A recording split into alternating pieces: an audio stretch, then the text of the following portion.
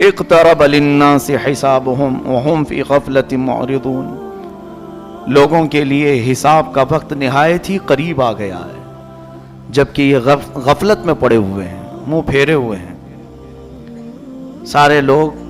بلکہ اللہ کے نبی صلی اللہ علیہ وسلم اپنے زمانے اقدس میں یوں ارشاد فرمایا کرتے کہ میں اور قیامت اس طرح سے ہیں، یعنی اتنا قریب ہیں جیسے انگلیاں۔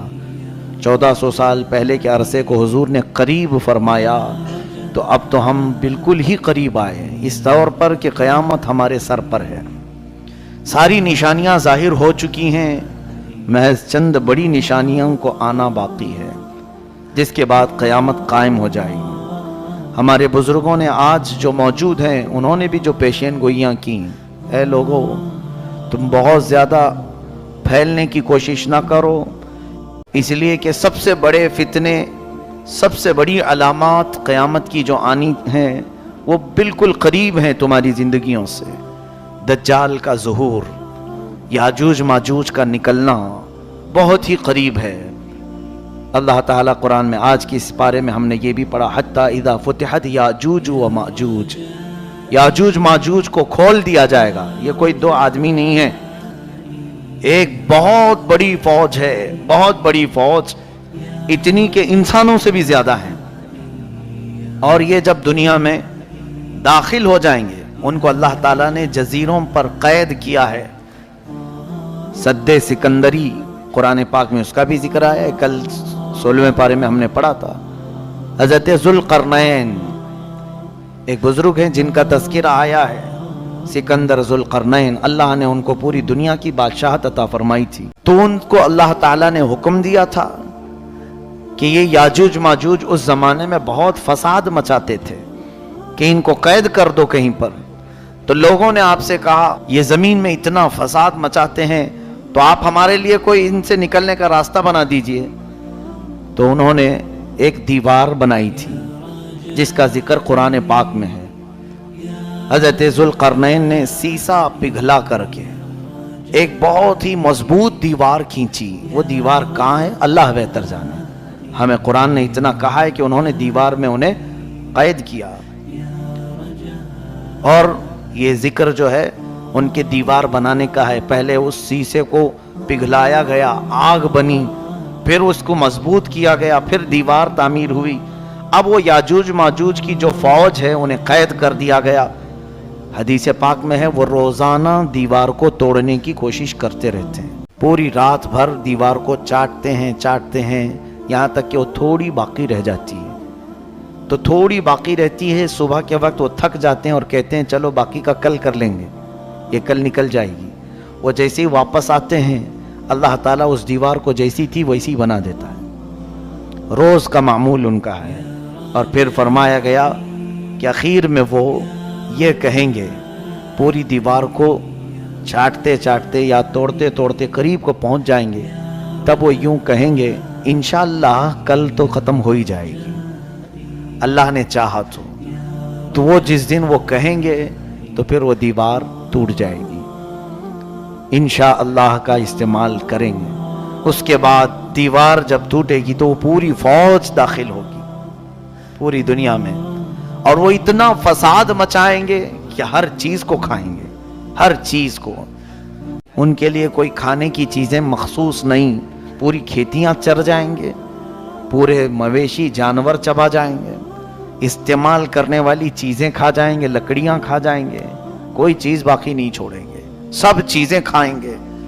وہ ایک بہت بڑا فتنہ ہوگا قیامت سے پہلے، پھر اللہ تبارک و تعالیٰ انہیں ہلاک فرمائے گا۔ دجال کا ظاہر ہونا بہت ہی قریب ہے۔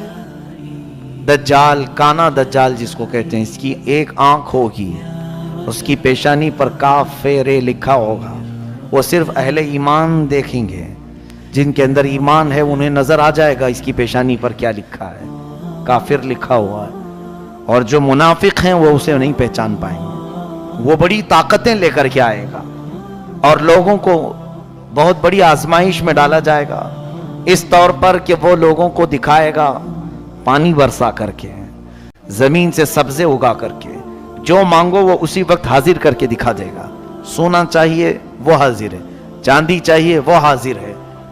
تو لوگوں سے وہ کہے گا کہ میں تمہارا خدا ہوں جس کی تم عبادت کرتے تھے، میں اتر پڑا ہوں۔ تو جو اسے مان لے گا تو وہ کافر و مرتد ہو جائے گا، اور جو نہیں مانے گا اسے وہ سخت سزائیں دے گا، یہاں تک کہ تیل کو گرمائے گا اور مومنوں کو اس میں ڈالے گا کھولتے ہوئے تیل میں، یا پھر کوئی مومن اس کو نہ مانے تو اس کی دونوں ٹانگ پکڑ کر چیر دے گا، ہلاک کرے گا۔ اس طرح سے سخت اذیتیں دے گا ایمان والوں کو، لیکن اللہ جس کے ایمان کی حفاظت کرے وہ دجال کے فتنوں سے محفوظ رہے گا۔ حضور اکرم صلی اللہ علیہ وسلم دعا کیا کرتے تھے، نعوذ بک من فتنۃ المسیح الدجال۔ حرم پاک تک پہنچ جائیں گے، حرمین طیبین چھوڑ کر، مکہ مکرمہ اور مدینہ طیبہ چھوڑ کر تقریباً پوری دنیا پر یہ قبضہ کر لیں گے۔ یہ حدیث پاک میں یہ ہو کے رہے گا، اور یہ پہنچ گئے، آج عرب میں بھی پہنچ گئے ہیں۔ آج عرب کے تمام ایئرپورٹ، سعودی عرب، اصل میں اس کو سعودی کہنا مناسب نہیں سمجھتا، وہ عرب شریف تھا، ان ظالموں نے اس کو سعودی بنایا ہے، پہلے نہیں تھا یہ سعودی، اس کو انہوں نے اپنے خاندانی نام سے ملک کو تجویز کیا ہے۔ وہ عرب ہے، حجاز ہے حضور کے زمانے کا۔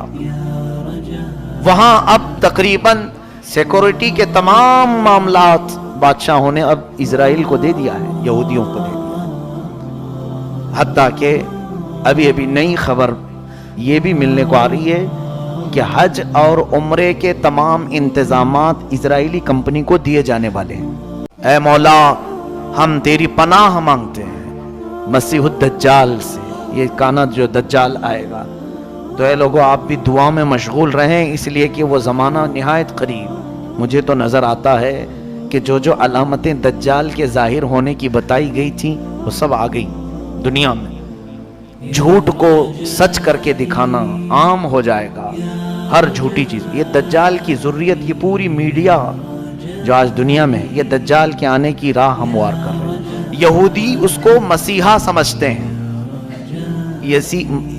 یہودی اس کو اپنا مسیحا مانتے ہیں کہ وہ ہم سب کو پوری دنیا میں عزت دینے والا آئے گا۔